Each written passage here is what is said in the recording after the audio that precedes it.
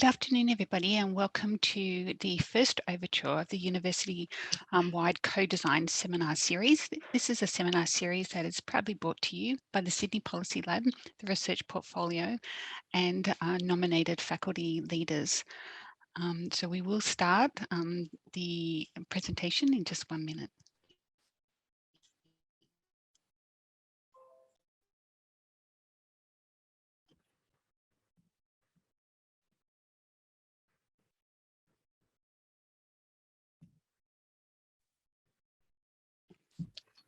So without further ado, we'll start our seminar. To begin and open the seminar, I'd like to acknowledge the tradition of custodianship and law of the countries in which the University of Sydney campuses stand. Today I'm presenting to you from the land of the Gadigal people. We pay our respects to those who have cared and continue to care for country, and I extend my personal respect to elders past, present and emerging, and also ask you to extend that respect to any First Nations people here today. So a very warm welcome to Overture number 1. The co-design seminar series consists of 3 separate series.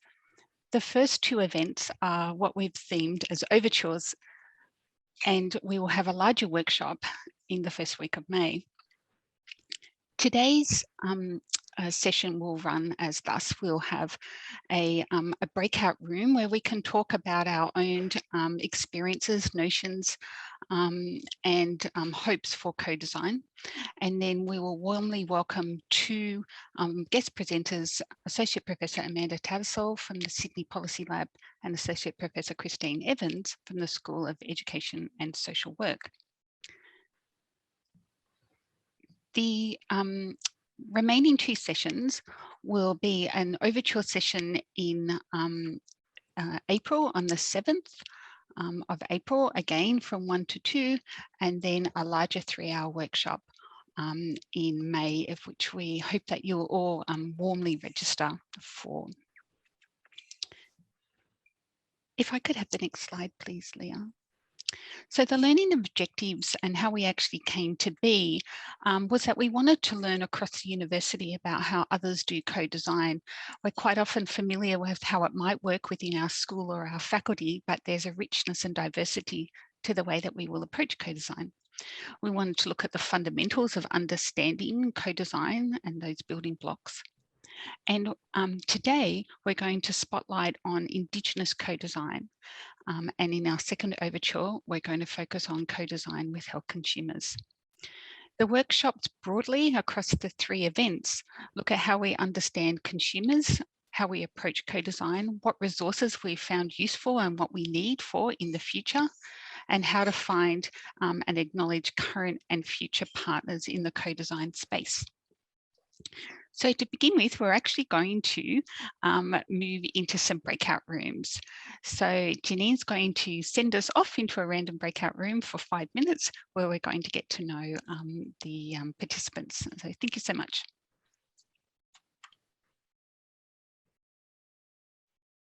Okay, welcome back from your breakout session. I hope you had a great 5 minutes getting to know some of the other participants in today's overture.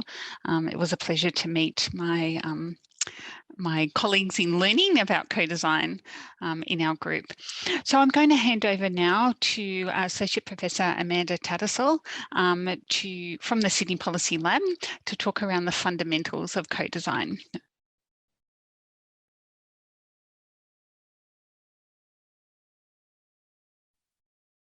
Oh, and Amanda, you're on mute. There you go. Now you can hear me. See, look, I might be able to do co-design, but I can't open a Zoom. So great to see so many people here from so many different parts of the uni. The university, I love working at the university. I've been here for about 5 years, but I'm quite an unusual academic. And in some ways, I hope some of the strengths that I bring from my 2 decades of work in civil society as a community organizer can actually contribute to this space, because while a traditional academic form of research might not recognise the kind of relational practices that we often do in civil society, this kind of research does. And so what I'm going to present here is the approach that we're using to co-design at the Policy Lab, and also just to contextualize an understanding of co-design, because we're all coming from across the university with lots of different ways of understanding this term. I'm just going to present one take. It might be similar or it might be quite different from yours, but just to try and give us a sense of the container in which we're working out as we try to puzzle through and improve our practice on co-design together. So if we go to the next slide, we're going to do why, what, how of co-design. So what is co-design? When we're describing co-design at the Policy Lab, we describe it in fairly broad terms. We say that it's forms of research where the research questions are designed with the community participants, and where community participants are involved in the research process from beginning to end. So that can include an enormously wide variety of research practices, and therefore we use this sort of umbrella term. And within this umbrella term, and in some literature, right, if you're in medicine, this is a very familiar way of looking at the term co-design. If you're in the School of Design, you might be going, no, that's not exactly what we mean by co-design. So recognize that it's seen differently across the university in different ways. But the umbrella term that I'm referring to would encompass the next slide, variety of forms of research. So when we are here talking about co-design, we could be using the phrase participatory action research, or Indigenous research practice, or collective impact, or design thinking, or feminist participatory action research, or the relational method, or other practices that you are using in your research, right? Broad parameters, so we can have a helpful and educational discussion between us. So if we go to the next slide, why would we do this, right? Why would we do this kind of co-design? If you could click it one more time for me, Leah, that would be great. Co-design is based on the premise that there are two dominant forms of expertise in the research process, and neither form of expertise is going to be powerful without the other. And so we have and they're actually in tension and in relationship with each other. When we have research expertise and lived experience expertise in relationship with one another, we can produce the most powerful, creative and eventful new knowledge, the kind of new knowledge that we need to actually strike at challenges that we're experiencing in these times. You know, if we have research without community, we often can be researching without knowing what really is going on, what the real impact questions actually are. If we have lived experience analysis without research, we sometimes can romanticize lived experience and not ground it in objective perspectives. Having these two spaces held in tension with each other is incredibly creative, because it can press each other's innate strengths to be better together. And then just finally, there's lots of, as I said, there's lots of different ways to do co-design at the Policy Lab. We're just one of many constituencies around the uni who do this kind of work. If we go to the next slide, what we do is this thing called the relational method.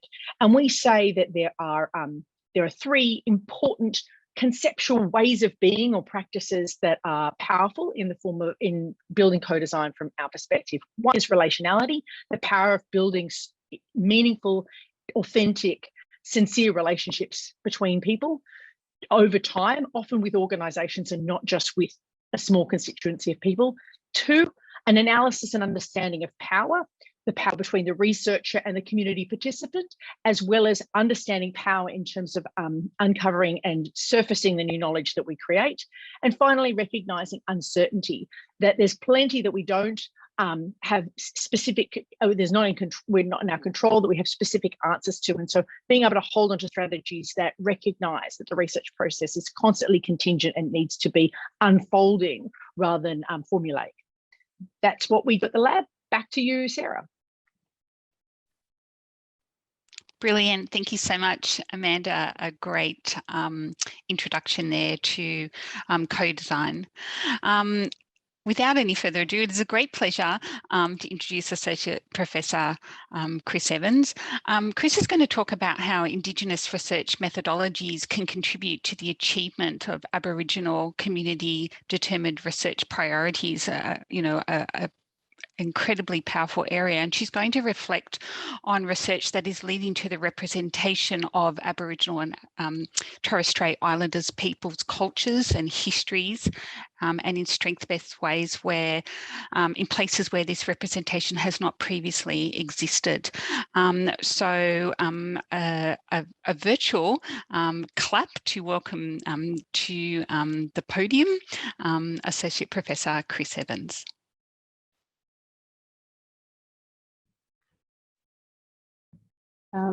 Yeradomarang, everyone.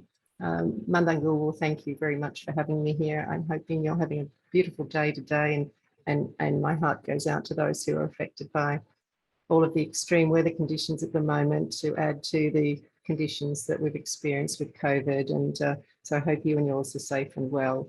I'm a Wiradjuri woman with connection to the Mudgee area of New South Wales and also Tasmania.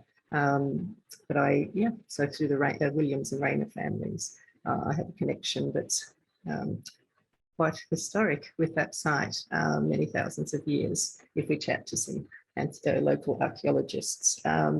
It's a great pleasure to be here today. Amanda, thank you very much for the invitation to speak. I'm very excited about the opportunities and possibilities that this forum might offer for researchers generally, and also for improved partnership with Aboriginal and Torres Strait Islander stakeholders, communities, individuals, in the common pursuits we have around improving research practices. Today, I'm delighted to just touch on a few areas that might assist researchers who are here today, prompt some ideas and discussion, perhaps whether in the chat here or through question time, or even in those Zoom corridors after the meeting today. I really am interested in this area of co-design. Yes, I have worked as an action researcher in the past, and I've incorporated Indigenous research methodologies as a part of that. I think it's the more people can grow in their knowledge of Indigenous research methodologies and their purposes, their characteristics, the better it is, because, you know, where researchers do partner with Aboriginal researchers or Torres Strait Islander researchers, then they have an advanced understanding of locating their own practice within a project and being able to understand how self-determination is critically important in that role.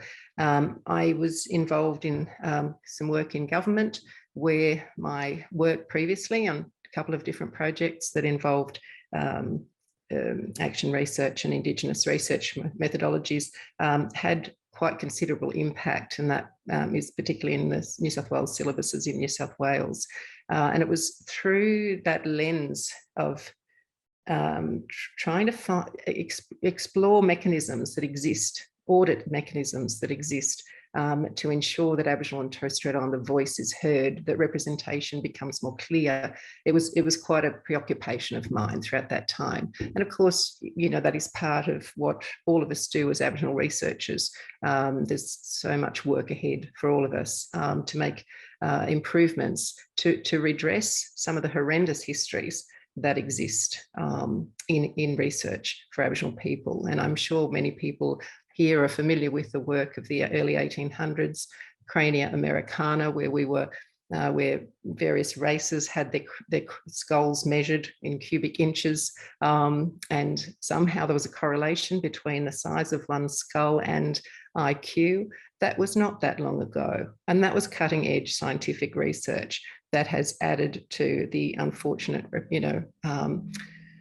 positioning of Aboriginal peoples as inferior and, incapable, and as a childlike race, which many of you be familiar with in terms of past policies in Australia regarding Aboriginal Torres Strait Islander people. So this enormous amount of work going forward. So I suppose today I wanted to touch on a few things and talk about some of those examples, that case studies that I've been involved in, I suppose, or some opportunities where I've been invited to have some input in processes. But I had a few questions, first of all, to prompt some thought. It's often the case, if people, depending on people's experience here in the Zoom in terms of working with Aboriginal communities, I just wanted to ensure that some of the questions that we might talk about in terms of, you know, how do we engage with Aboriginal community members if we haven't got relationships already with particular communities.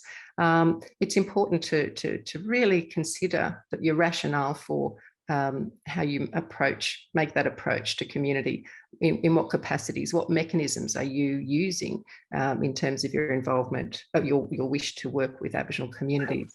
And then also how that might be in the longer term.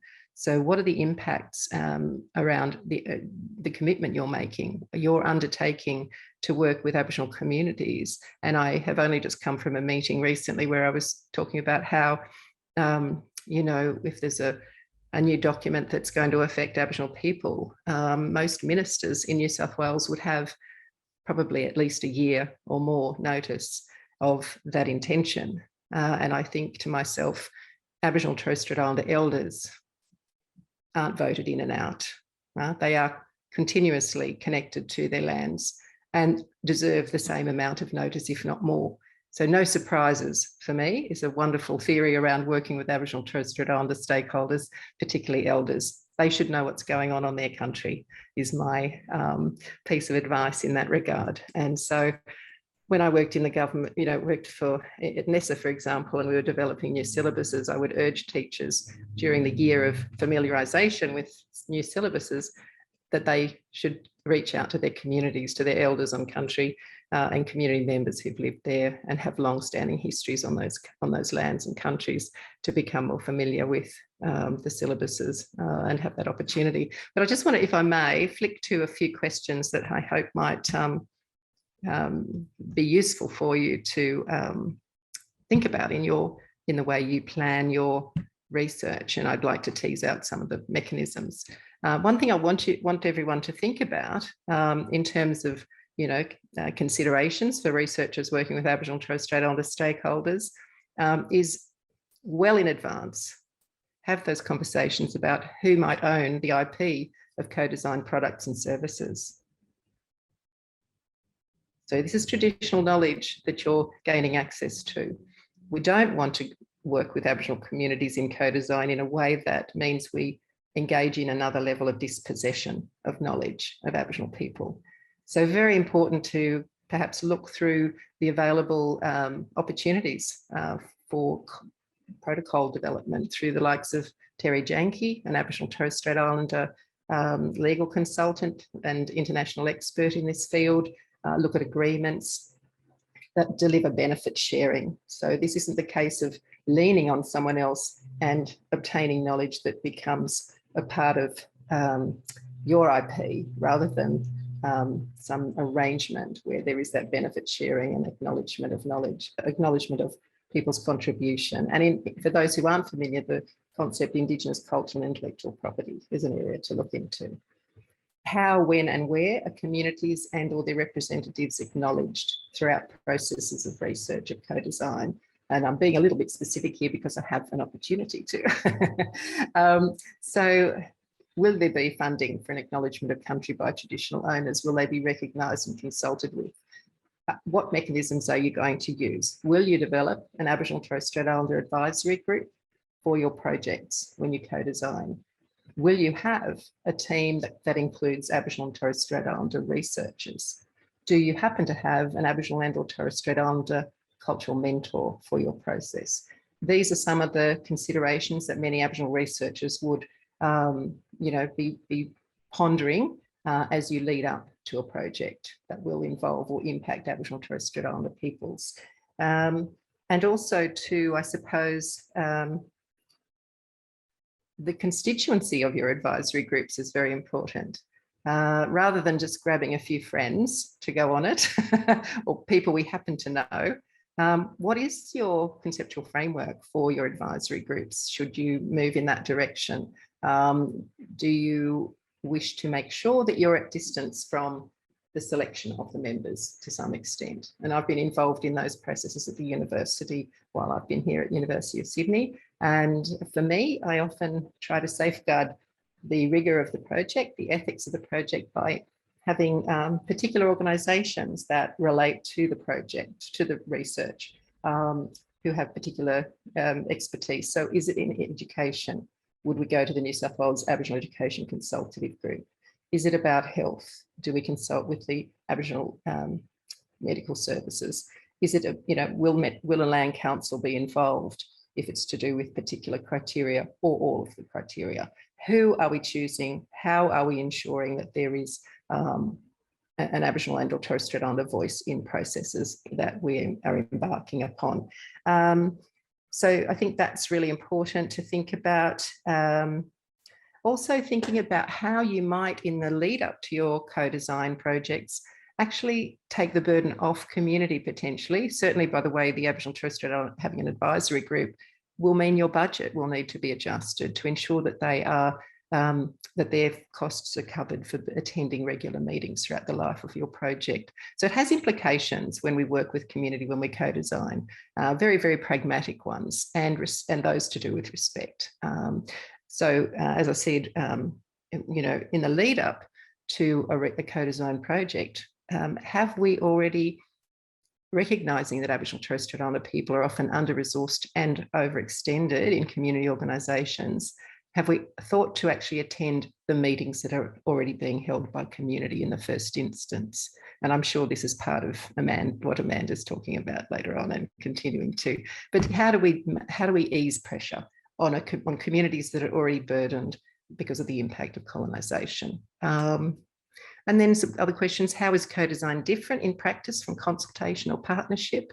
In the Department of Education, there is a partnership agreement with the New South Wales Aboriginal Education Consultative Group.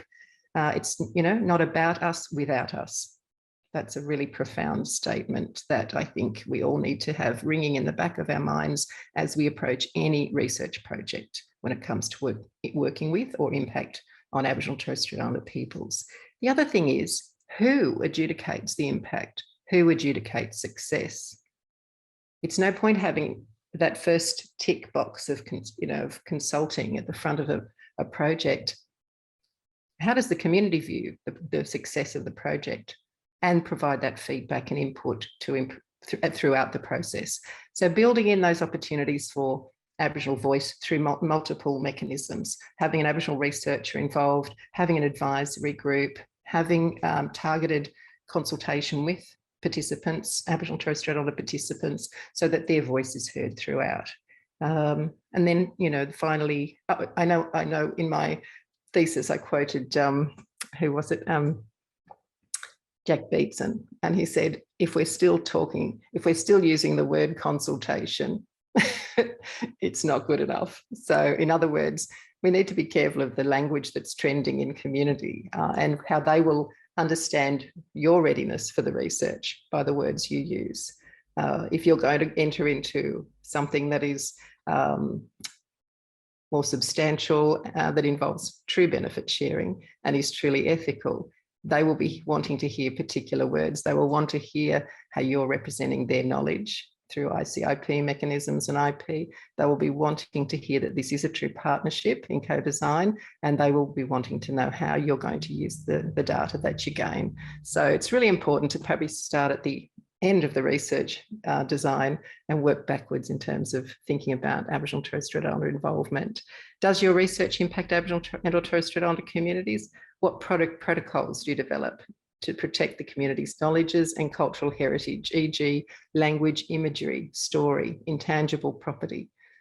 All of those factors are now well written about, and I urge everyone to continue, as Aboriginal researchers do, continue to review practices, refine practices, meet community aspirations. I think it's incredibly important that we,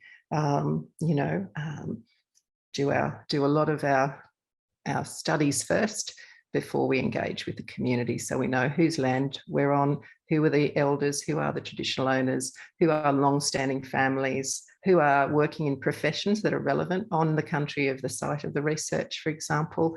Is it a national project? Do we have national bodies we can approach? So that's probably, that was just really to start some conversation. I'm not sure if anyone would like to add any examples they've come across or any suggestions or questions in the chat, but please feel free. And I just thought also I'll just quickly recap on a PowerPoint presentation of the work I was doing, because that also involves some of those ideas. This was more so my doctoral work and work that filled into a quality teaching Indigenous project when I was at UTS. And here you can see that I also culturally customized my communication. So communication wasn't just in text in a particular way. I used this opportunity to test whether, you know, methodologically and in terms of, you know, the conventions of research practice could be a genetic. So I told the story, if you like, of the research project visually.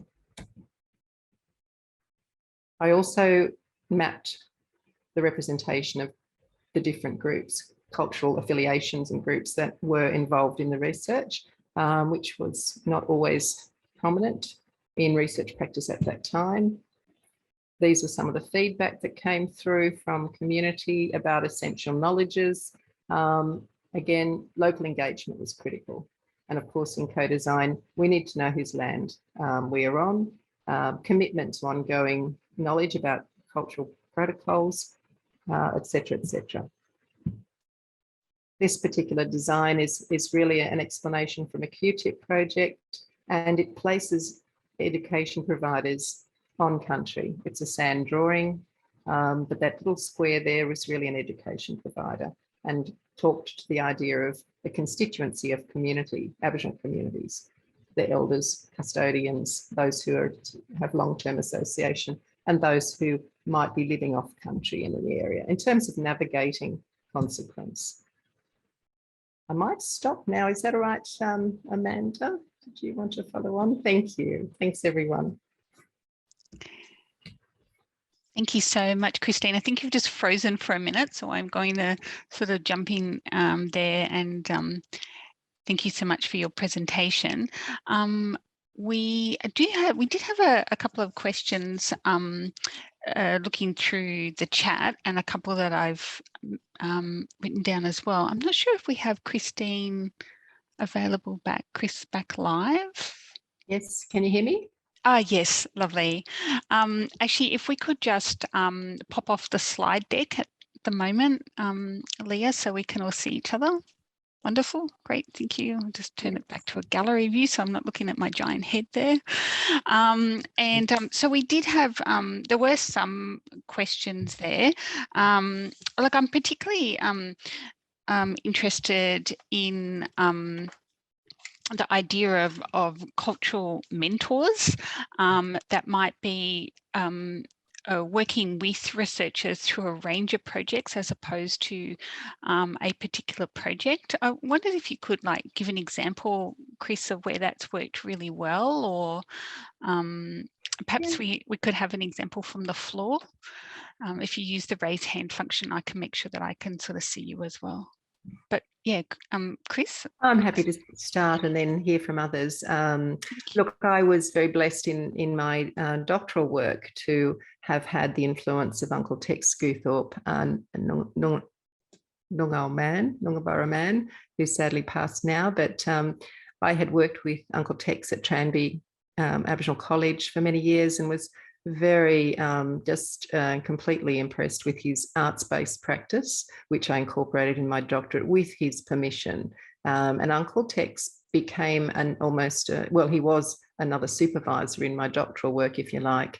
And I introduced him to my science education professor supervisor, who was an expert in action research. And it began a wonderful journey for both men in that process of understanding the incredible difference of worldviews about knowledge, engagement with knowledge production, and working with communities, and the time taken, the understanding that Aboriginal communities work in multiple pathways, Western ways, responding to Western demands, but also cultural obligations as well. So I think I might have mentioned at a previous presentation that I asked the question innocently of my formal doctoral supervisor, so how long do you think I really need to plan for my interviews and my focus groups, and I had, you know, a response there. And then I took that to Uncle Tex and said, Uncle Tex, how long do you think I should plan to, you know, gather the, you know, elicit this data and information from my research questions? Well, his response was 3 days, to work with a community over 3 days. So I must admit that was a really authentic mentorship.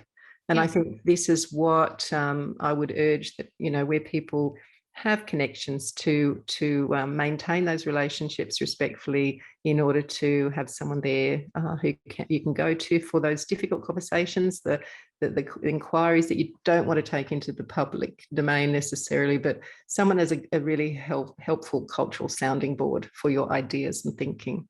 Yeah, thank you. Is there anyone else you'd like to give an example? I'm just wondering, Christine, we can't see you at the moment. Did you pop your camera off just for bandwidth, or? Oh, there you are. Now we do see you again. Sorry. No, that's right. We could hear you beautifully. So I thought perhaps you know, goodness knows everything's a bit waterlogged at the moment, so it's not surprising that there's a few bandwidth issues. Did anyone want to just raise their hand at the moment and ask a question directly to Chris? I'm just having a quick scan through. Yeah, if not, we're going to give your brains just a 5-minute break, Chris, and we're going to go back to the breakout rooms and just invite you. Someone did ask about good literature on co-design with Indigenous communities. Yeah, or perhaps will we be an opportunity to pass on some examples after this session? Yeah. Yes, definitely. I think Amanda has popped a link there to the Changemakers podcast on place-based action research. So there'll be some there. It's all the materials that you provided us for that session last year are in that session. Yeah. It's not really to do with Changemakers. We just couldn't make the Sydney Policy Lab website work. So all the content is there instead. Apologies. Okay, yeah, I think that would be a great start for the vast majority of us, and we can also tailor our needs, and we're happy to take emails and suggestions on notice offline, and we can see if we can provide more resources after the session as well. So Janine is going to pop us into breakout rooms again. I'm just going to invite you to think about how the challenges of looking at diversity of representation and underrepresented groups, where, you know, historically there's a grave underrepresentation of how we include significant people within sort of co-design. And I guess I like the idea, Christine, a great sort of talking point is the language in which this is framed. You know, how can you partner or bring yourself to the community and engage with them, rather than expecting a consultation or the community to come to you. So we'll just do that for 5 minutes, if that's okay, and then we'll see you after that. So thanks, Janine. You'll receive an invite, everybody, to a breakout room. Welcome back, everybody, to the main room. It's a bit like being whizzed back Harry Potter style, having gone down the chimney flue and out the other side. We had some great discussions in our room as well. I wonder if anybody would like to share the key discussion points in their own room. I can briefly introduce what we discussed. Yep, we had a really good conversation about the time frames and the time that it takes to build authentic relationships, and how we need to actually allocate that time. And that can be quite tricky to do within the institutional structures that we're in, because we're asked to measure KPIs, outputs, research grants, but actually we need to take more time to value the time and the effort it needs to build those relationships, to build something that we can then generate and co-design research questions, and something that can have genuine impacts and outputs afterwards. Really, really great discussion. Thanks so much, Leanne. Actually, I'm going to throw to Yane. You've got your hand raised. Did you have a question, or would you like to tell us about your group? Oh, you're on mute, on so I mute. can't hear you. Yeah, it's Now a you're not. Zoom moment. Yeah, I mean, I just thought two things that we kind of were discussing where actually, you know, the policy lab could potentially be helpful to academics. One is the question of identifying kind of like, you know, potential collocutors who would be part of the co-design team. So identifying, you know, kind of where are possible synergies with groups that, you know, we could work with.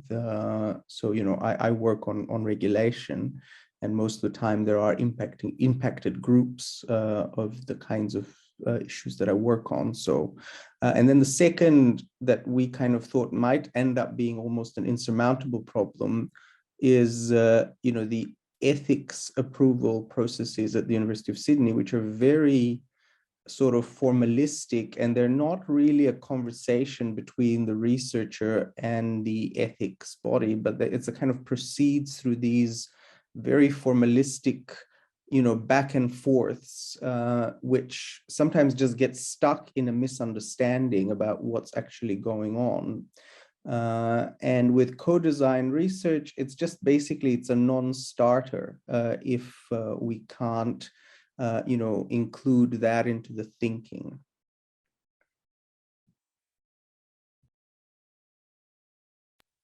Jane, thank you so much for that. I think Amanda's just popped in the chat that they also had a very similar discussion. And as somebody that puts in a lot of ethics applications, I agree that, you know, when I read back for them, you know, I'm brutally reminded how transactional they are, and they don't really have the scope to capture the rich discussion that's needed within a partnership. They're sort of, there's plenty of room for improvement there as well. I'm just going to have a quick review through the chat. Bridget, you've written a great chat there. I wondered if you'd just like to say that out loud to the group, just to put you on completely on the spot. Go for it. Yeah, sure. I was just reflecting on how sometimes, you know, the university can be quite separate and everyone's got their different groups. But one thing that's really good is to, I guess, before going in and starting a conversation with a new stakeholder, to find out whether there's anybody else across the university or other partners that you work with who might already be connected with that organisation, so that you can really leverage the existing partnerships they have, and I guess as a researcher be less perceived as an outsider. Like, you can kind of leverage the trust that the group might already have in connections that you also have. Yeah. Can I respond, Sarah? Yeah, thanks. Please do, please do. Thanks, Bridget. I think that's a great idea in terms of that opening the relationship up, you know, the introductions, because culturally it's always really important to have that physical respect shown, you know, that engagement. But it also begs a question to some degree of, you know, how do we, in all of the work we do, remember to be part of, you know, to give some time to working with our local Aboriginal communities in their fields. And I mean that by in terms of benefit sharing, because relationships come from, you know, from I suppose looking out for one another and being there. So if the, you know, what is it, Michael Anderson, I think, used to say about enough of curiosity-based research for Aboriginal communities. Aboriginal communities have, you know, a long list of research that they'd love to be Aboriginal led. So I think what you've said is really sensible, you know, that is an opportunity for an engagement, but that might come naturally across the university through, you know, Aboriginal connections with other Aboriginal staff and representatives, sometimes even, you know, certainly different networks and student groups as well. So, but again, always being aware of, you know, not overburdening those communities and understanding that need for time that someone else mentioned earlier, building I think time early. It can help, I guess, get rid of the, like, approaching someone and taking their time when you already know it's not a priority for that group as well. So that you can spend time where it's most needed. Like, everybody is time poor, especially groups who often want to be consulted. Yeah, thanks, Bridget, though, that's good. Wonderful, thank you. And we've had some great thanks, Miriam Rose, for talking. So I think, you know, one of the key things that, you know, we're acutely aware of that through listening to Chris's talk is the affirmation about respectful time in creating partnerships. And, you know, it's, you know, as a researcher, you know, we want this pre-project, but as a university community and as community members, we want a rich and long-lasting relationship with our communities, rather than, you know, having sort of little spikes of activity. Just looking back through the questions again, did anybody want to raise a question? If you could just pop your hand up, I'll have a quick search through. I feel like I've learned so much today. It's been a really great presentation.